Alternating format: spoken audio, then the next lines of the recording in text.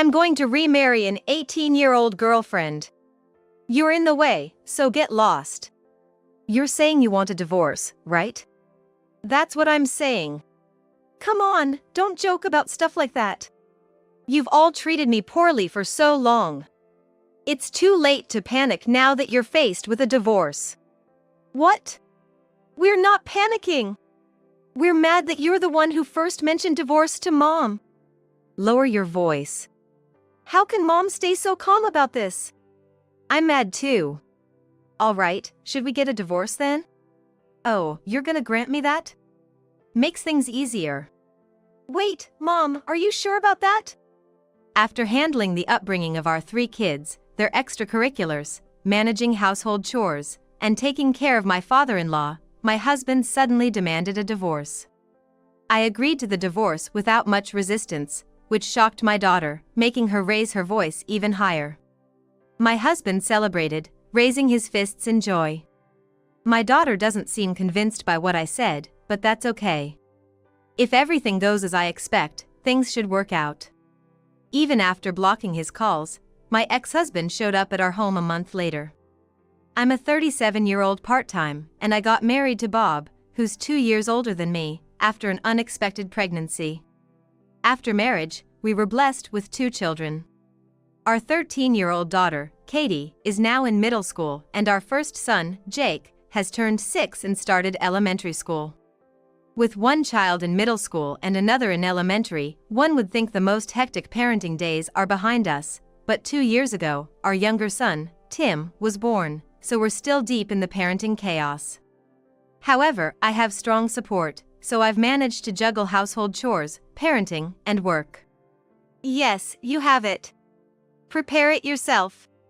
I'll get ready after breakfast. Didn't you forget to take it with you last week? Prepare it first.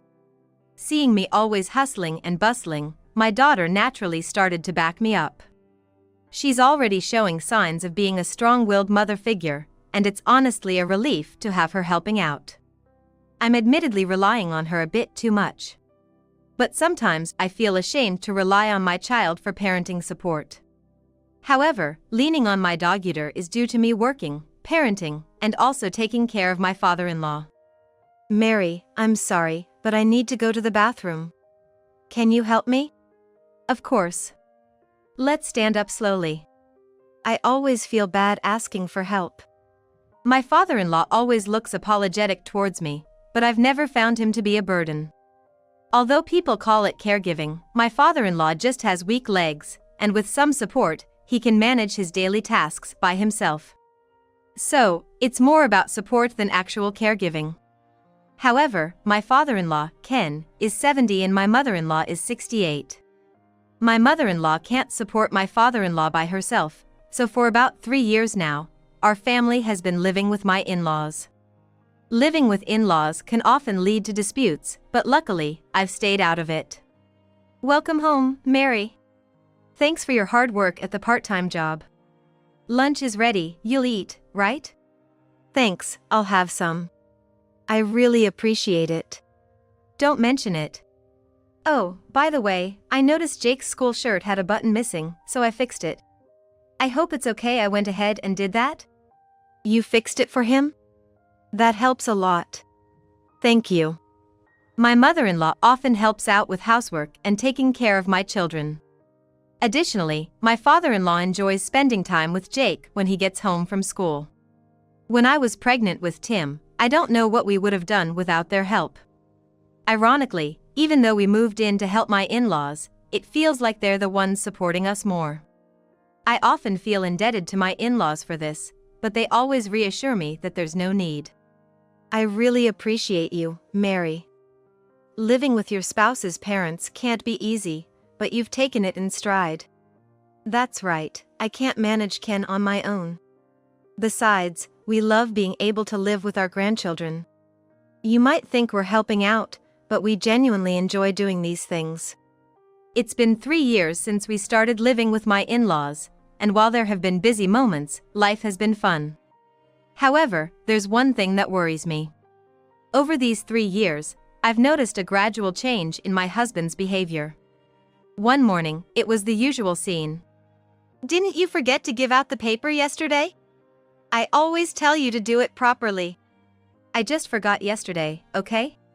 Mary, when you're heading home from your shift today, could you pick up some sewing thread from the store? Sure.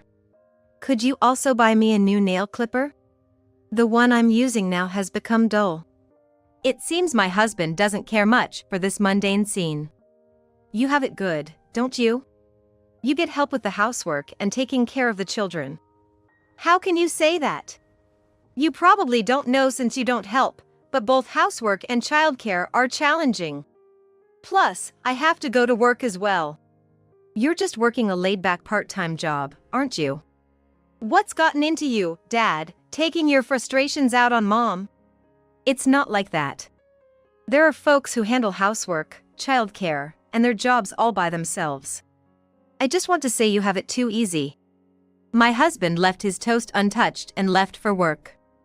I sometimes face complaints from my husband. It seems he's displeased with the fact that I get help from his parents. But, thanks to Katie being on my side and my in-laws backing me up, my husband often reluctantly steps down. Perhaps feeling uncomfortable being the odd one out, my husband started spending less time at home.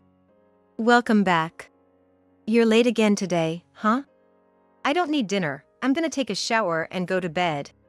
My husband started coming home later and began spending weekends on his own. Even though the lack of support from the family is his own doing, he's sulking about it. It feels like we have a fourth child in the house. But remember, he's a grown man nearing 40 and a father. We can't have him acting like a child forever. I don't mind if you don't help with housework, but could you at least assist a little with childcare? Why don't you ask my mom or someone else? Didn't Katie start attending swimming classes? She comes home late, so I pick her up. And Jake joined a soccer club, remember? It's fine during regular practice, but there are times during the weekend when I have to drive him a bit farther for friendly matches. I can't ask her to do that, can I? I'm not doing any pickups or drop-offs. Why do I have to do that after a tiring day at work, even late at night or on my days off? You work part-time and can drive, so you should handle it. If I'm busy driving them around, who's gonna manage the house? I'd end up leaning on your parents even more. I get that you're tired from work, but help out a bit, won't you? Didn't you promise to support when both of them started their activities? That meant I'd foot the bill. If you can't manage the pickups and drop-offs, maybe they shouldn't be doing those activities. My husband's complaints aren't just directed at me, he's frustrated with our children for not taking his side either.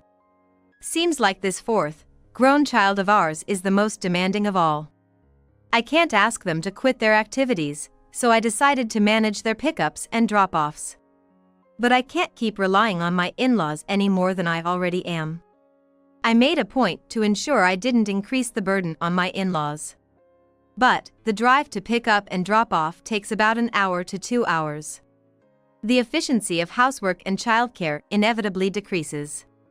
To make up for that decrease in efficiency, I started waking up early or cutting down on my sleep to do housework and childcare. I make sure to use every spare moment for housework and childcare.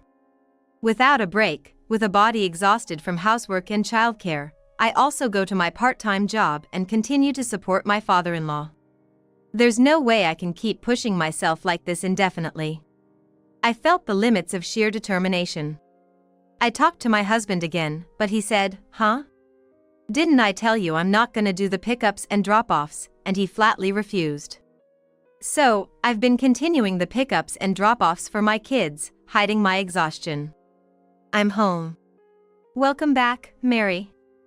You okay? Isn't the drive tough? I'm fine.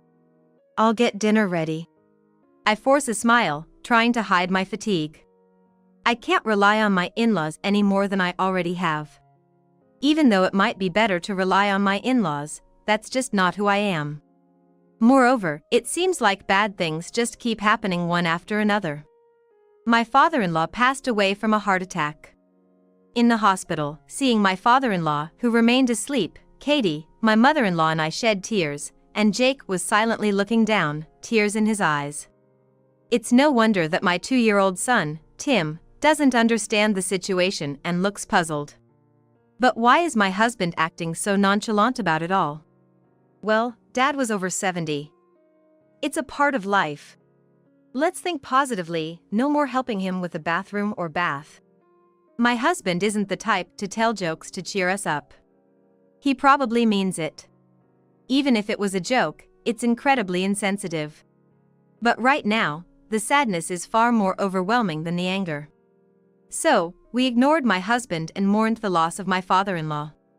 We need to get the funeral arrangements sorted out soon. Perhaps our reaction wasn't what he expected. My husband left the room with a dismissive comment, clearly annoying us. Because of this incident, the emotional distance between our family and my husband grew even further. I'm gonna be late tonight, so no need to make dinner. It's been 2 years since my father-in-law passed away, and my husband continues to act recklessly, all on his own. He doesn't help with housework or childcare. I'm still the one taking our 2 kids everywhere. The trips to drop off and pick up Tim from preschool have also increased. Moreover, he's coming home later than before, sometimes not even returning on weekends. And to top it off, he's been reckless with money. Hey, did you spend money again? It's fine, ain't it? Most of it is money I earned anyway. We have 3 children, you know. We still need money. Stop wasting it. Enough. Just keep quiet and take care of the house. By now, the relationship between my husband and me had grown ice cold. The main reason we hadn't divorced was not just because of our children, but also out of concern for my mother-in-law. I'm sorry, it's been such a pain. You can leave him anytime you want. My mother-in-law sometimes tells me it's okay to get a divorce, but if I did, it might leave my husband and her alone together. Considering how sweet my mother-in-law has always been to me, I can't bear the thought of leaving her with my husband. So, whenever my mother-in-law brings up the topic of divorce, I always just laugh it off. After all, as long as I have my 3 lovely children and sweet mother-in-law, that's enough for me, even if my relationship with my husband has gone cold. But, a turning point in our lives was approaching. My mother-in-law suffered a stroke. Although her life wasn't in danger, my mother-in-law was left with cognitive impairments. The view from that mountain is so beautiful. I really love it. I went there just last week. Oh, that sounds amazing. I'd love to see that view from the mountain someday. Katie listens to my mother-in-law with a smile. However, my mother-in-law hadn't gone to the mountain last week. Due to her cognitive impairment, my mother-in-law mistakes memories from years ago for recent events. Moreover, she repeats the same story over and over again. Still, Katie always listens patiently, nodding and smiling until she feels content. I was worried about providing enough support when my mother-in-law first fell ill, but Katie has been a huge help with both caregiving and housework. Seeing Katie help me out, Jake also started to help by taking care of Tim. I truly realized that this is what supporting each other in a family means. It's just a shame that my husband's support isn't part of this. Why doesn't that guy help out at home? Even Jake is helping Tim.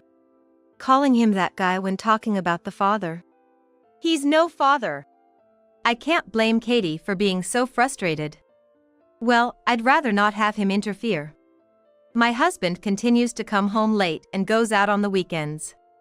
While him spending money is an issue, I'm not interested in what he's doing outside. So, it's better for me if he just remains indifferent.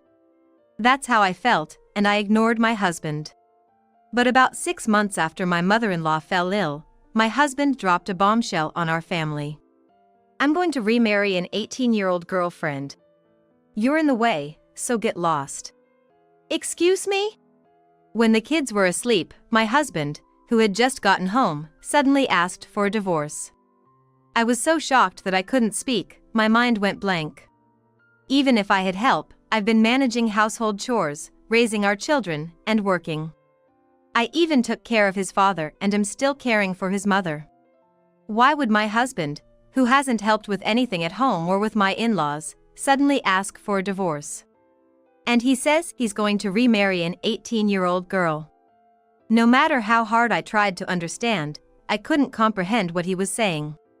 So, you're saying you want to get divorced? That's right. Don't joke about this. I thought she was asleep, but it seemed Katie was awake. She overheard our conversation and couldn't hold herself back, bursting into the room. You've always treated me poorly, right? It's too late to get flustered now that I've asked for a divorce. What? I'm not flustered. We're mad that you're the one asking Mom for a divorce. Katie's anger was so intense that I couldn't talk to my husband.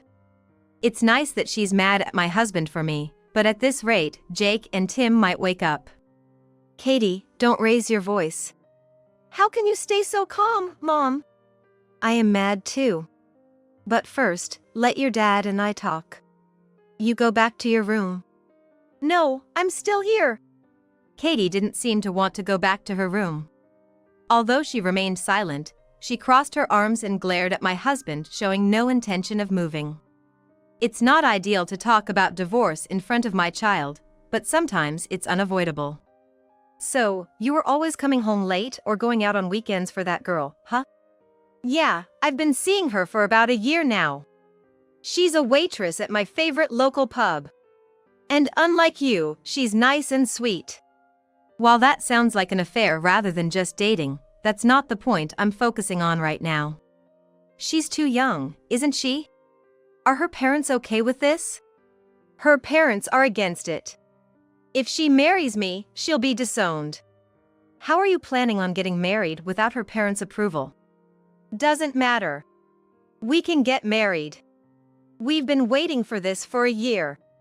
I tried to address the human connections and morals. But I felt like I was talking to a brick wall with my husband.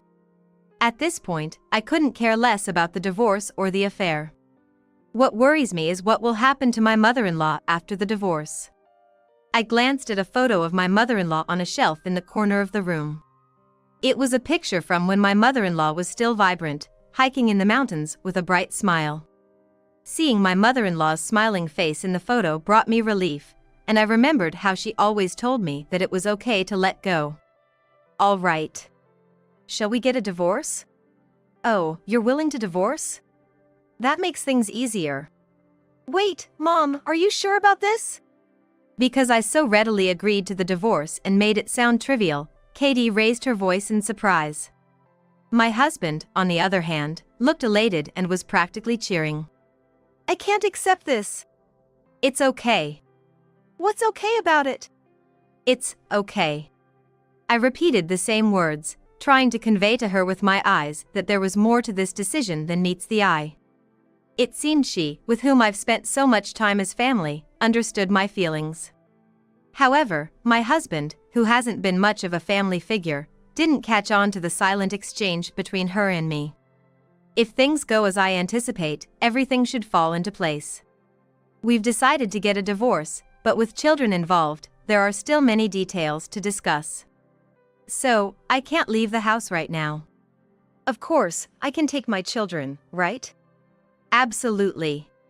In fact, take them. They're in the way, such a hassle. Got it. But I can't just leave with them right now, so give me a moment. Fine, you can stay here until you find a place to move. I'll be with my girlfriend till then. But make sure to leave in 2 weeks. As my husband happily left the house, Katie looked at me anxiously. Don't worry, honey. You really think a man like that can be happy? I bet Grandpa up in heaven will make sure he gets what's coming to him. I showed her a reassuring smile, trying to ease her worries. Seeing me smile, she gave me a slight, relieved smile in return. The next day, I reported my divorce to my mother-in-law. I'm sorry, but I've decided to get a divorce. It's all right, dear. I'm sorry for all the hardships till now. Though we were conversing, I'm not sure if my mother-in-law fully understood the gravity of the situation. Nevertheless, my mother-in-law's words were a comfort to me. 2 weeks later, I left the house with my 3 children. The place we moved to wasn't too far from my hometown. The reason was not just to avoid transferring my children to a different school and to continue my part-time job, but there was another motive. The divorce went smoothly since I didn't bring up his affair. I decided not to press on with the affair because getting child support without any hiccups was more important to me than fussing over anything. However, in exchange for not bringing up the affair, he'll have to pay child support. Eager to start his life with his 18-year-old new wife, my ex-husband, Bob, didn't think twice about the long-term implications and accepted my terms. How long do you think, Mom? 2 months? I'm guessing a month. You think he's that weak? Surely he can hold out for at least 2 months. I explained to Katie why I divorced him without making a big fuss. Understanding my reasoning, she looked forward to that day with anticipation. A month after the divorce, I got a call from my ex-husband on my cell. See, it's been about a month, right? Not yet. I don't think he's at his breaking point, so let's watch for a bit longer. From then on, my ex-husband called me incessantly, almost every 10 minutes during the night. At night, I receive a call every 10 minutes.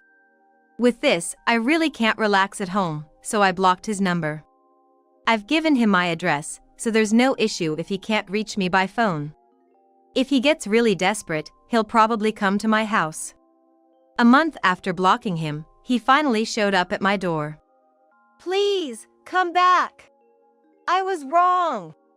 Through the door, he loudly pleaded for help. Given it's nighttime, I didn't want to stir up gossip among the neighbors, so I reluctantly let him in to hear him out.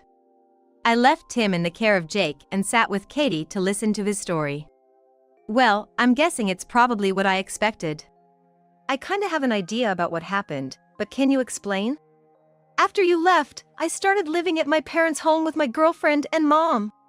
But let me guess, your girlfriend couldn't handle taking care of your mother and gave up? Yeah. I didn't think she'd bail so easily. Even Katie, when she was in middle school, managed it. You realize that's to be expected? Caring for an elder isn't about guts. Katie could care for your mother because she's family. Just like I could care for your folks because they were kind to me. I felt like they were truly my in-laws. And you thought some girl would just step in and start taking care of your mother because you told her to? Well, I bet you dumped all the housework on her, didn't you? Anyone would get fed up. Especially an 18-year-old. So, did you two break up? No, we weren't even officially married yet. We were planning it on our anniversary. It's a blessing in disguise for her. She dumped you just like that, huh? From my own experience, young women sometimes find older men attractive. I believe that an 18-year-old girl genuinely wanted to marry my ex-husband. If she hadn't done so, she probably wouldn't have gone against her parents' wishes and come to my in-laws' home. She must have heard about my mother-in-law beforehand. But maybe the challenges of marital life and taking care of my mother-in-law were way harder than she imagined. It's pretty tough to overcome such trials at a naive age of 18. If they're gonna make the marriage work, my ex-husband's support will be crucial, but he isn't lifting a finger. Even more so, I'm doubtful if he had even sufficiently explained and prepared her for the reality. But that new wife of yours cut ties with her family to marry you. Her folks said they'd disown her, but they never did in the end. Right now, they're taking her in. What do you mean they're taking her in? Wait, did you? Well, if your wife runs out on you, you'd chase after her, right? But her parents are saying she's scared and that I shouldn't come around anymore. This is between a husband and wife, right? Shouldn't we be talking it out? And now they're saying if I persist, they're gonna talk to a lawyer. A 40-year-old man pressuring an 18-year-old girl is scary enough in itself. If a daughter comes running back home from a man, it's only natural for the parents to protect her. Plus, the fact they're consulting a lawyer and not the police shows how serious they are. The police can't act unless there's evidence, but with a lawyer, they might have more leverage. And even if the police won't move, they might be able to sue him in a civil court.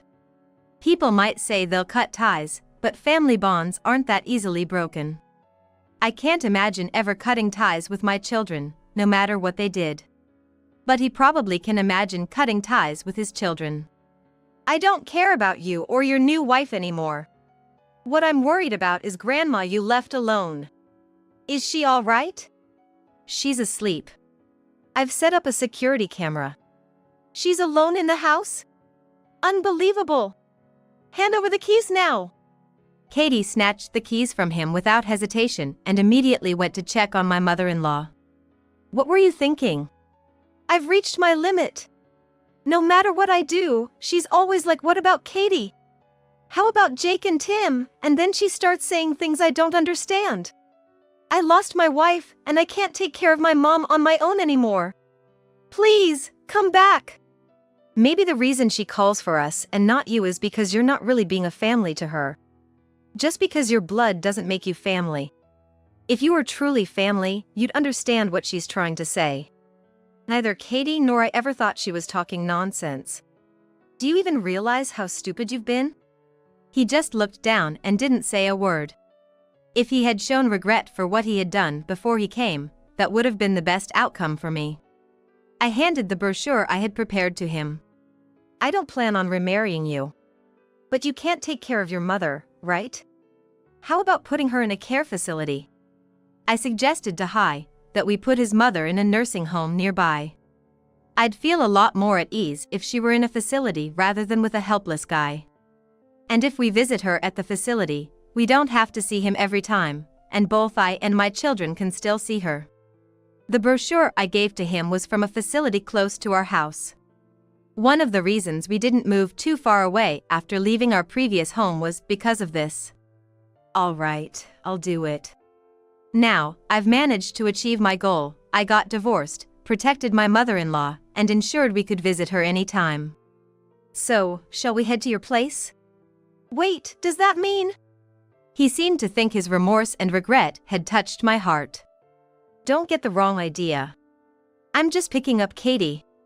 She ran off earlier without giving me a chance to stop her. It's nighttime, and it's only natural for me to go get our child, even if our homes are close by. Realizing he had jumped the gun, he looked dejected. Although I returned to our old home after 2 months, I didn't meet my mother-in-law. I just took my eldest daughter with me and went straight home. I can meet my mother-in-law anytime now, so for the time being, just hearing from my eldest daughter is enough. Grandma said she went hiking yesterday. She's as energetic as ever. It's not fair that only Sis got to see Grandma. I wanted to see her too. It's late now, so be patient. We're gonna be able to see Grandma from now on.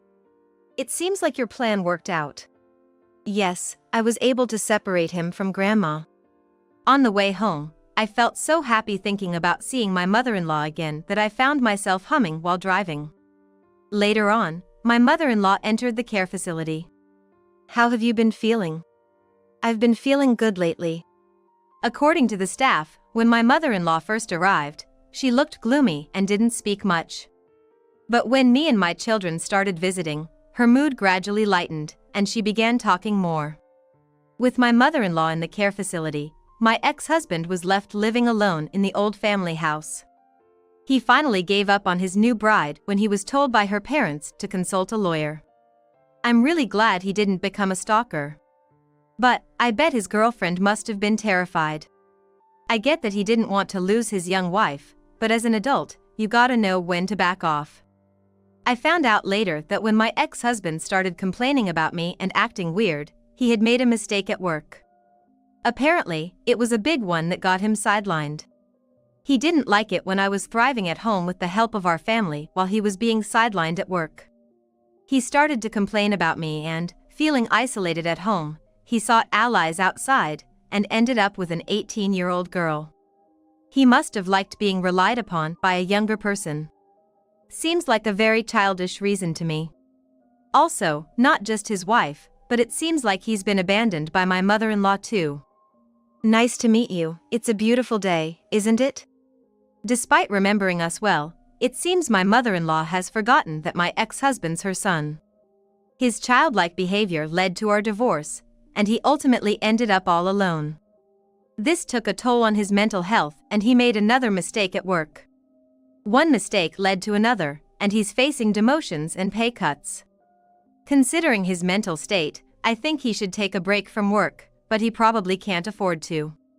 When we divorced, I agreed not to make a fuss about his affair in exchange for child support, so he doesn't have much money left. But he needs to pay child support for my children and the costs for my mother-in-law's care facility. So, no matter his mental state, he needs to work and earn money. It's really tough when you don't have someone to lean on. I got a job to support my children. Tim is still young, but Katie and Jake are taking care of him. It's really comforting to have someone who genuinely supports you.